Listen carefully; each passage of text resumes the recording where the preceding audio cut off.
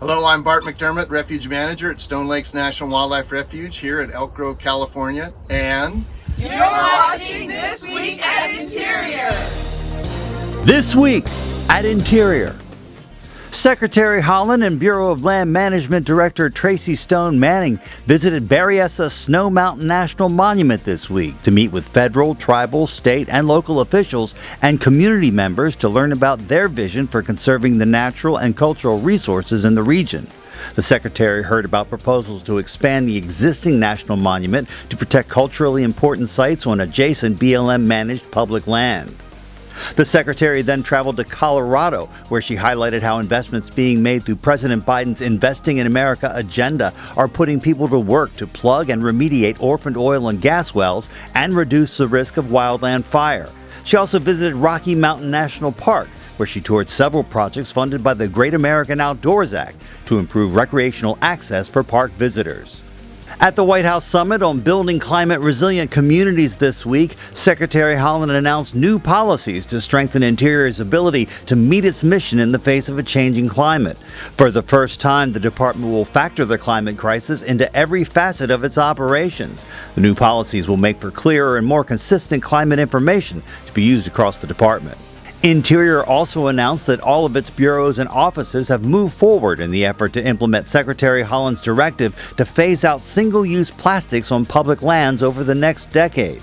Plastics are devastating fish and wildlife around the world. Less than 10% of the plastic ever produced has been recycled. Interior this week announced the launch of an oral history project that will document and make accessible the experiences of the generations of indigenous children who attended the federal Indian boarding school system.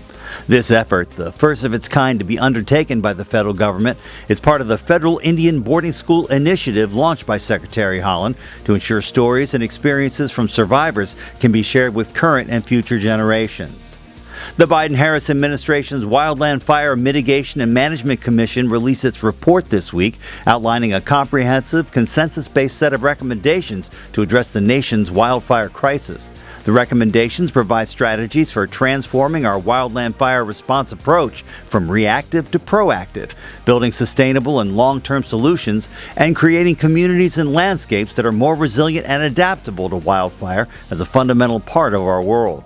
Interior this week renewed its commitment to support civil rights protections for all Americans, as the Biden-Harris administration clarified its position that Title VI of the Civil Rights Act prohibits certain forms of anti-Semitic, Islamophobic, and related forms of discrimination and bias in federally funded programs and activities. U.S. Fish and Wildlife Service Director Martha Williams visited Lacassine National Wildlife Refuge in Louisiana this week to highlight how the bipartisan infrastructure law is helping to fund the cleanup of pollution left behind by orphan wells. Director Williams toured the refuge with Louisiana Governor John Bel Edwards, meeting with refuge staff and with contractors involved in the cleanup efforts. The National Park Service this week added 23 new listings to the National Underground Railroad Network to Freedom. The program recognizes places and programs with connection to the Underground Railroad and the resistance to enslavement through escape or flight in the years before the Civil War. A church in Canada with ties to Harriet Tubman is the first international site added to the network. BLM Director Tracy Stone Manning and BLM California State Director Karen Moritzen toured the Cosumnes River Preserve this week, part of the Cosumnes Watershed Restoration Landscape. That's where the President's Investing in America agenda is infusing $7.6 million for improvements and restoration to the wetlands, protecting native plants and conducting fuels treatments. Fat Bear Week returns to Katmai National Park and Preserve this October 4th through the 10th, and we need your help to crown the fattest bear. The brown bears of Brooks River have spent the summer fattening up to survive winter hibernation.